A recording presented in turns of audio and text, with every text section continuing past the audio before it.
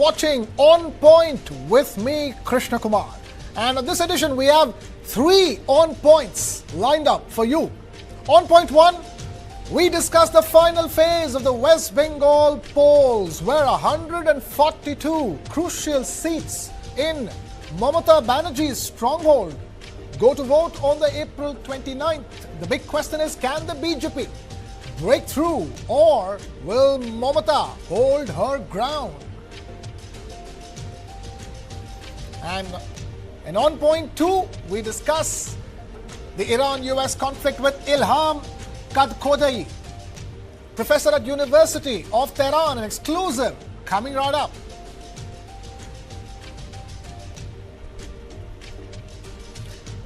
On Point 3, we discuss Iran's 3-stage peace proposal to the US. Is this a real breakthrough or a tactical play to ease pressure from Washington?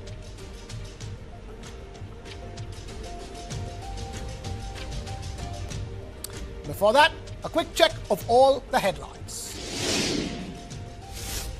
PM Modi's heartfelt open letter and audio message to Bengal voters ahead of Phase 2 polling expresses gratitude for support, calls the campaign a Tirtha Yatra, pitches Bharosa, not Bhoy, for BJP in Bengal.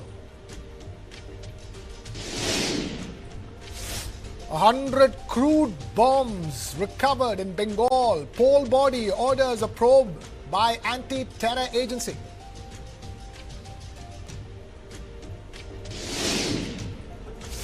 Total seizures of illicit inducements in West Bengal cross 510 crore rupees, the highest since 2021 and Lok Sabha poll records.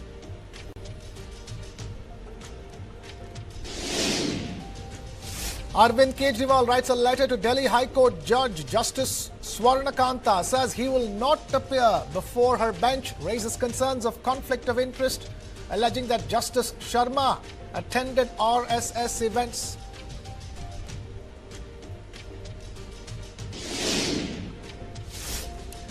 India links once-in-a-generation free trade agreement with New Zealand. Agreement aims to double bilateral trade to $5 billion over the next 5 years.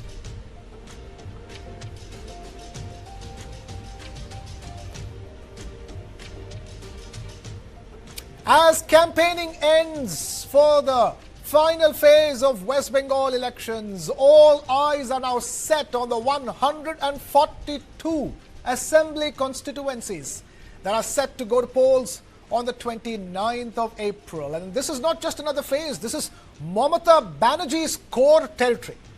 These 142 seats spread across South Bengal and Kolkata have historically been the TMC's strongest belt. In the last elections in 2021, the TMC dominated this region, winning 123 out of the 142 seats, while the BJP managed just 18. But this time, the stakes are much higher. The BJP, backed by PM Modi and Union Home Minister Amit Shah, has gone all out to breach what many call Mamata's South Bengal fortress. At the center of this high-voltage battle is Bhabanipur, the Chief Minister's own seat. Mamata Banerjee is facing a direct challenge from Suvendu Adhikari, the very leader who defeated her in Nandigram in 2021. This is not just a constituency fight, ladies and gentlemen. This is a prestige battle with statewide implications. Adding to the pressure, nearly 21% of voters in Bhabanipur have been deleted following the electoral roll revision, a factor that could reshape the contest. Mamata Banerjee has now shifted full focus to this seat, reaching out to grassroots workers, minority voters, and even non-Bengali communities through targeted outreach. On the other side, Suvendu Adhikari of the BJP, backed by Amit Shah, is mounting an aggressive campaign aiming to convert this symbolic contest into a political upset. But Bhabanipur is just one part of a much larger battlefield. From Kolkata port to Dum Dum, from Bhangar to Sonarpur. Several high-profile faces are in the fray. And then there are the underlying issues. From Sandesh Khali protests to women's safety, from voter deletions to identity politics, multiple narratives are shaping voter sentiment in the second phase of polling in West Bengal. Both sides are reading the same data, but telling very different stories. The BJP claims the record turnout in phase 1 signals a wave of change. The TMC insists it reflects a mobilization to protect Bengal's identity and rights. So the big question now is, can the BJP crack TMC's strongest fortress? Or will Mamata Banerjee once again hold her ground in South Bengal? Because make no mistake, phase 2 is not just about seats. It will decide momentum, narrative, and possibly the future of Bengal's political battle. And this is BJP versus TMC, and this is the phase that could decide it all. जिस नारे के साथ TMC ने बंगाल में सरकार बनाई थी, वो नारा ही टीएमसी ने भुला दिया है। साथियों, आपने 15 साल इन लोगों को मौका दिया, लेकिन उन्होंने मां के लिए, नारी की सुरक्षा के लिए कुछ नहीं किया।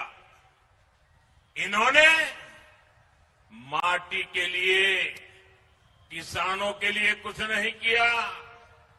टीएमसी ने युवाओं के लिए भी कुछ नहीं किया। साथियों, इस चुनाव में वैसे ये मेरी आखिरी सभा है और बंगाल में जहां जहां गया हूं, बंगाल के लोगों का जो मैंने मिजाज देखा है, मैं इस विश्वास के साथ वापस जा रहा हूं कि 4 मई के नतीजों के बाद बीजेपी के शपथ ग्रहण समारोह में मुझे आना ही है। और इसलिए मेरा उत्साह और बढ़ जाता है। এটা ভোটের রাজনীতি, फोटोशॉपिंग, चैलेंज করছি।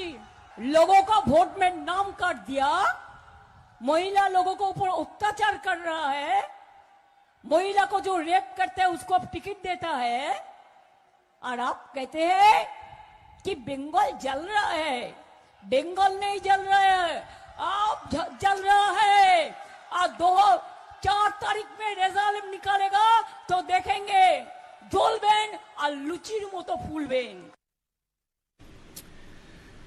Joining us now are Rohi Ray, spokesperson of the BJP, Meeta Chakraborty, spokesperson of the Congress Party, and Nirmalya Mukherjee, senior journalist. Thank you all of you for taking time out to be with us now. Before I get to both the spokespersons of the party, Nirmalya Mukherjee, let me begin by asking you a simple, straightforward question. This is one way or the other, this will be a historic election in West Bengal. Yes, of course. And this second phase has become more important after the PM's letter. PM's letter has made this phase more important. In the first phase, there was no letter. PM was only campaigning, as you know. But this time he has written an official letter, making it very clear that this is the main citadel which needs to be addressed by his party. But to me, what he has put forward, he has written about spiritual journey and all these things. I don't go into that. He has made the candidate. Who is the candidate? It is not Mamata Banerjee, it is not Suvendu Adhikari or any of the BJP or TMC people. The main candidate is change. Are you for change or are you against change? So quickly, Nirmalya, do you expect a better performance from the BJP in the second phase? where most of the constituencies are dominated by the TMC. Last time around, these constituencies, this region, you saw only 18 seats for the BJP. Do you expect an improvement in the performance? If so, by how much? Actually, I'll tell you, the wave in the first phase, the amount of polling that took place, it has buoyed the sentiments within the people who are for change. So the 93% effect will definitely come here. You cannot avoid it. So here also, if there is a, that if it is 92 or 95% polling, then naturally what the BJP people will claim is that they will cross the 50% mark. That is, they'll cut Mamata Banerjee's party into half its size. They were 128 and BJP was only 18. So in that case, if BJP goes up to between 50 and 60, that is enough for BJP. BJP doesn't want a 100% kitty in these places. But one thing you have to remember, the biggest deletions are here. And the differences are less than the deletions. That is the big thing. That has put BJP into an advantage. Just in Uttar Chobbish Pargana, in North 24 Parganas and South 24 Parganas, there are deletions of around 23 lakh, total deletion. That is a sizable chunk. In Calcutta, there is a deletion of around 7 lakhs. In Howrah, there is a huge deletion. In Hooghly, there is a deletion. So everywhere, the deletions, BJP is basically banking on the anti-incumbency factor, that is the pro-change factor, which they'll be able to click or not. That every party will say in its own way. But in my opinion, I'm again saying what the Prime Minister has strategically put forward before the people of Bengal is that the real candidate is not Suvendu Adhikari or Mamata Banerjee. It is the change. Do you want a change or not? Okay. We have Dr. Shantanu Sen, former TMC MP of the Rajya Sabha, also now with us on the broadcast. Thank you so much for joining us, Dr. Shantanu Sen. The PM has pitched change for the second phase of polling, a region which is traditionally dominated by the TMC. But many say there are winds of change that are blowing, especially considering the high voter turnout, the record high voter turnout in the first phase of polling. Yeah, of course, there is winds of change, but that is not applicable for the state of West Bengal. That is the basic need of the hour for the country at large. And this is nothing new that before the election in Bengal, Prime Minister or Home Minister and couple of central ministers, several chief ministers of BJP ruled states, several BJP leaders from different states, they are coming like migratory birds to enjoy the hospitality, enjoy the warm atmosphere of our state of West Bengal, giving some false assurance and once again going back after getting lost miserably. This is nothing new. The way this BJP governed election commission deleted nearly 91 lakhs of voters. The way this BJP government has withheld nearly 2 lakh crores of funds. The way this BJP government and BJP insulted Bengal and Bengalis. The way they used to stamp as Bangladeshi if you speak in English. The way they have disrespected the icons of Bengal culture. Now, people of Bengal, they have made up their mind to give a befitting reply. That's why they voted hugely. The voting percentage went up to more than 93%, and I am sure in the second phase, we expect this percentage to go up to nearly 97-98%. But Dr. Shantanu said when the voting percentage is so high, especially coming on the back of 3 back-to-back terms, usually it indicates a high anti-incumbency. There are certain factors, certainly not. First of all, people are voting, getting scared of losing their citizenship because of this vindictive BJP. The way the voters who already voted in 2002, who already voted to elect Prime Minister, to elect Chief Minister, their name have been deleted. Now, the remaining voters, they are afraid that any time this BJP once again may come with another bill, and they can say if you didn't vote in 2026 election, you are no more a voter of India and you go back to Bangladesh. Number one. Number two, the way BJP has insulted people of Bengal and Bengalis at large. To give a befitting reply, they are voting in huge number. Okay. And last but not the least, to save the country, not only to save the people of Bengal, to save the country from the hand of this Tughlaqi, Hitleri, fascist, autocratic government. They know that we need to strengthen Mamata Banerjee further. That's why they are giving huge number of votes in favor of Trinamool Congress, so that people of India can get rid of this BJP in the coming days. Okay, Rohire, the BJP has its task cut out. It is the main opposition in the state. It earned that status only by the last elections, and now this time around there is a major expectations from the BJP. Rohire. Yes, sure. And there's a major expectation that we are coming to power, and people of Bengal knows that, and we are coming to power. Now, I like the fact that you connected. So, Rohira, you're saying you're saying that BJP is going to increase its seat count. You're just saying the fact that this time the BJP is going to win the election and form the government. I said that we are coming to power with mammoth majority, and that is written. That's not going to change. But I like the fact how you connected the SI deletions, and then you asked a question to the TMC former TMC MP regarding the turnout that can happen. And he mentioned 97-98% turnout can happen in phase 2. I was pretty shocked because I expected him to say 100% turnout. You know why? Because in last Kolkata Municipal Corporation elections, we have seen 100% turnout in certain seats. But why is it important? That some people who are dead, who are officially dead, used to come and vote. Just imagine the level of democracy-loving people we have here. The people who are dead used to come to cast votes in elections. So you're saying the high percentage is because of SIR? Because of the deletions that you are able to secure such a high percentage? See, I am saying that when we have eliminated a lot of people who are dead, who are not staying in West Bengal anymore, technically they should not be a part of the voter list. The denominator obviously comes down. Apart from that, almost 20 lakhs more people have voted in these elections because the fear factor was definitely less. Last time, the way TMC went to multiple houses, they scared multiple people, asking them not to vote. And moreover, people are yearning for change this time.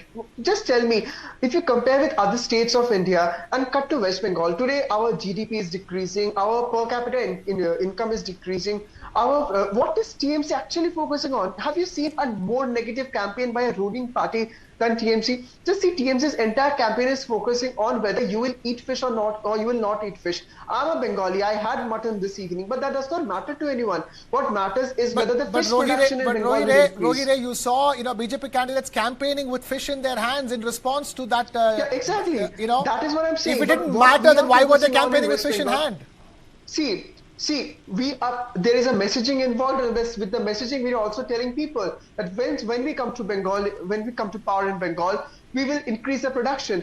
If you see Gujarat is largely a vegetarian state, and Ilish Mach, Hilsa fish, is a very popular delicacy of Bengal. Today, Bengalis have to import Ilish Mach from Gujarat.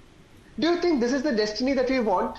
When BJP is promising that we will come to power in Bengal, we are saying that we will give you a financial help of 36,000 rupees to the youth per month, along with giving 1 crore jobs, along with giving, filling all the vacancies in the government posts, which amounts of about 10 lakhs vacancies by December 2026. We are giving them Vishwas and Bharosa against the fear and the intimidation tactics of TMC. And that is the reason why the poll percentage is also increasing and we are coming into power. Okay, Meeta Chakraborty, this has been long, in a sense, it was always understood that this is going to be a TMC versus BJP election at the end of the day. But talk to us, where does the Congress party stand in the scheme of things? Congress party is probably the only political party in this election which has fielded about 294 candidates in all the 294 constituencies of the state. And this is happening after a gap of 20 years. Bear in mind, in the past 20 years, we have been either in alliance with the TMC or we have been in an alliance with the Left Front and ISF. So this is the first time we are fighting alone. We are fighting with our own alternative socio-political vision. We are reaching out to people. We are going with all our might. And people of Bengal are indeed ready for a change. If you look GDP per capita wise, our state stands at the 23rd position. If you look at the industrialization and the unemployment rate, it's very high. But will people vote for a party like BJP that does not go with their thoughts and the linguistic identity of our people in Bengal? A party that does not believe in communal harmony, that believes in dividing people. People in Bengal are by and large liberal, progressive, and secular-minded people. And people in Bengal would definitely vote for a change, but they will not vote for a communal party that believes in Kabristan versus Samsan Ghat, an 80% versus 20% kind of a politics. I'm sure people will vote wisely. People will vote decisively for a change, but they will not vote for a party like BJP. Also, bear in mind, it was only in 2016, the assembly election, before the last 2021 election, where BJP only had 3 MLAs and Congress had 44. So Yeah. yes, things change But in Meeta, politics. but and Meeta, things change if you just very look at the numbers, rapidly. if you just look at the numbers, it's on your screens right now. 2021 elections, the Congress won 0 seats, but the BJP ended up winning 77 seats. What is the number you're looking at this time around, realistically speaking, Meeta?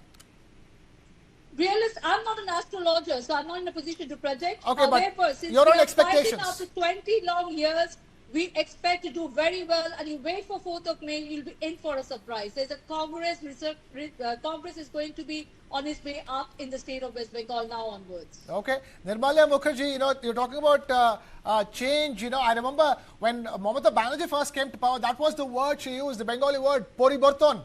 Poriborton was that plank to come to power, but that was the change she was talking about, was change from the left-led governments. But again, you're talking about another wave of poriborton, is what the people of Bengal are looking forward to. But the question is, will the people of West Bengal look away from the BJP this time around? You see the last 2 elections, you saw Congress party being the major opposition party in the election before 2016, but in 2021 it was the BJP. Where do you see that lying this time around? You see, Krishna, I'll tell you one thing, that one must, if you go into the statistics a little bit, Okay. in Bengal, since 2011, polling has come down. It has come down by 5%. In 2011, it was 84%, almost 84%. And in 2024, the last Lok Sabha election, it was 79.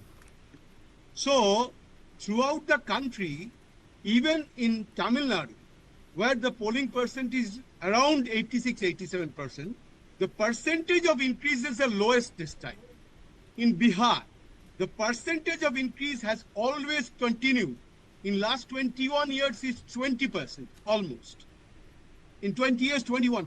In Bengal, this sudden change of a jump in polling percentage, this is really peculiar to us. The change that you are talking of, in Bengal, it came down by 5% in the last few elections. Now it has gone up suddenly by 9%. This is very interesting. So 9% gone off, almost 10% deleted.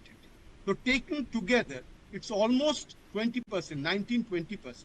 That's a huge number. The Prime Minister, what he is doing, he is banking on 2 things. And I'll give you, Mr. Rahul Gandhi has said a very interesting something which we should always keep in mind. That is also a very strategic way of dealing in things. Mr. Modi, what he is saying, he is on a spiritual journey. It's basically a religious journey. It's for Hindu consolidation. He begins from Ma Kali temple in Tontonia. Okay. And then he says it's a spiritual journey coming back. I don't disregard in what he's saying, but that's a Hindu consolidation. SIR, as of now, has no numbers. Actually, what is the effect? How many people have liked it? Only today or yesterday, 1 or 2 analysis came. They said 77% of the people are in favor of SIR. If that is the fact, then 23% are cut off. Now, Mr. Modi's first point is the religious consolidation of the Hindus. He is a great polarizer. Everybody knows that. He knows how to polarize. All that is there. The second part is change. So BJP this time is banking on 2 crutches. One is change. One is the consolidation. And between it, it has a third leg, that is the anti-incumbency, which is being pressed into practice because of these 2 legs. Okay. Did you get it clear? Yes, absolutely. I got the point. Yes, Dr. Shantanu Sen, you just heard Nirmala Mukherjee talk about what are the pillars upon which the BJP campaign this time has been built. It is not very often that a chief minister comes to power 4 times. And there has been enough and more instances of anger and dissatisfaction with the TMC government. Genuinely speaking, Dr. Shantanu Sen, do you expect the TMC to do as well as it did in the last elections or better? We came into power in 2011 when we secured 184 seats. After 5 years in 2016, we got 211 seats. In 2021, even after 5 years, we got nearly 2014 seats. So after every 5 years, instead of getting down, our numbers are increasing. And my dear BJP spokesperson, I wonder whether he is aware of the real facts or not. Before coming to any media, kindly get prepared about the recent scenarios. Otherwise, he would have accepted that Bengal is the 6th largest economy in the country.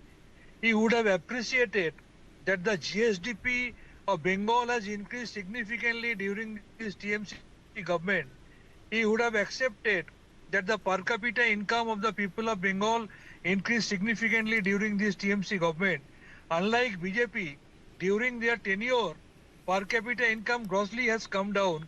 During their tenure, this is the largest unemployment in our country since last 45 years. More than 21 crores of people, they are living below their poverty line. You must have told these data. So far this huge number of voting is concerned. Once again, I repeat, the way the legitimate voters have been deleted per booth, if in a particular booth, average 200 to 300 legitimate voters get deleted, so naturally, automatically in the equation, the denominator is getting decreased, and naturally the percentage becomes high. And especially in order to give befitting reply to this fascist BJP and getting afraid of losing their citizenship because of this vindictive BJP, as because they don't get vote from the people of Bengal, they withhold the fund and they try to spoil and win the basic cooperative federalism, and they want to oust these non-BJP voters the way they did in the state of Assam. You must remember, 1 second, in Assam, they sent nearly 19 lakhs of people to the detention camp, out of which 13 lakhs were Hindus. Similarly, in 91 lakhs of deleted voters, more than 60 lakhs voters belong to Hindu religion.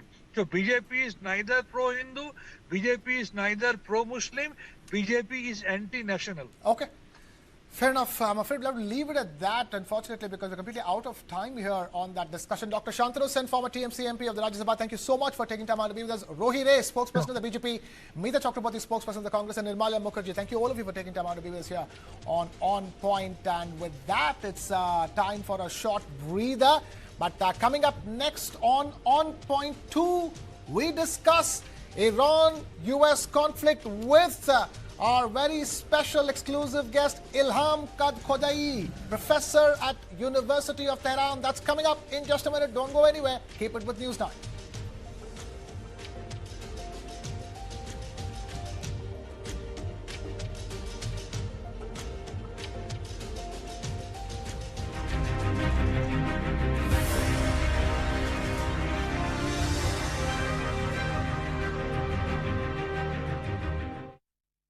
पता है ये लंबी सी metro line क्यों बनी? सिर्फ इसलिए कि पापा जल्दी घर पर आए और ये दोनों उनकी गोदी में छलांग मार पाए। देश के नंबर 1 सीमेंट अल्ट्राटेक में हम मानते हैं, बनेगा तो बढ़ेगा इंडिया।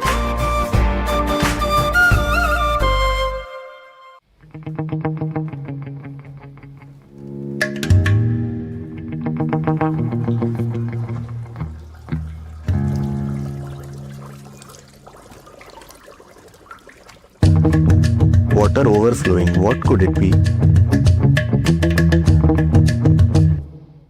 पढ़ता है, खेलता है, झूलता उछलता है, दौड़ता कभी कभी दौड़ कर आता है, आगे आगे बढ़ता है इंडिया, अमूल दूध पीता है India.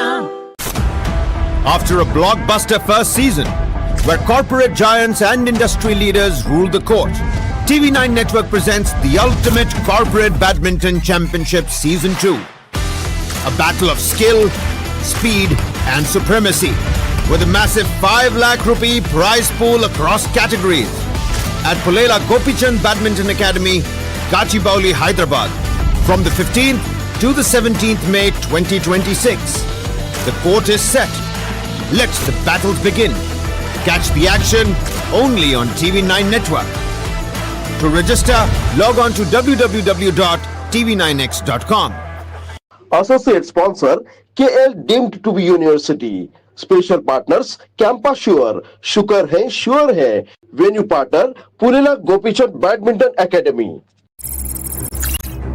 With AI-powered systems like the DSU AI Factory, threats can be detected and countered in real time, protecting lives. Artificial intelligence is transforming industry and shaping the future. Behind every breakthrough lies one essential force: compute power. Dayananda Sagar University, we are building a next-generation AI ecosystem where powerful infrastructure meets bold ideas, shaping tomorrow's intelligence. हमें स्वस्थ रखने वाली सारी चीजें ज्यादातर शुद्ध होनी चाहिए। सूर्य की किरणें और स्वच्छ पानी, वैसा ही है लाइन अरेबियन डेट्स। और अब लाइन लाइना डेट्स, इसमें फाइबर्स और विटामिन्स भी कुदरती हैं, जो देता है स्वास्थ्य भी कुदरती। लायन लाइना premium dates.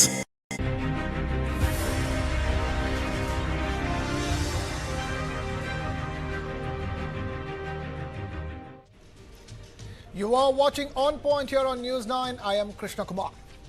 The Iran conflict is at a critical turning point with rising tensions, stalled diplomacy, and now a fresh proposal on the table.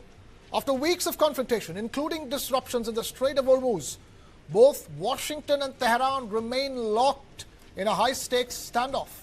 The US continues to apply pressure through blockades, while Iran has signaled that any meaningful talks must begin with a complete end to hostilities. Now, Iran has proposed a 3-stage roadmap: ceasefire first, Hormuz next, and nuclear talks later.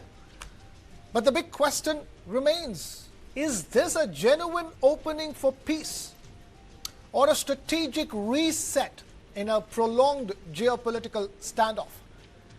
Joining us now to break this down is Ilham Kadkhodai, professor at the University of Tehran, an expert in international relations and West Asia geopolitics. Professor Ilham, thank you so much for taking time out to be with us here on News 9. I'm going to begin by asking you that straightforward question. Talk to us about this proposal. The whole world is watching. When do the next round of talks happen between the US and Iran? And now Iran has put forward this proposal. Is this a clear intent being signaled from Iran's end that we are ready for peace? Well, of course, I think Iran has done this numerous times in each round of negotiations. Iran has sat at the table with clear, doable plans for reaching peace.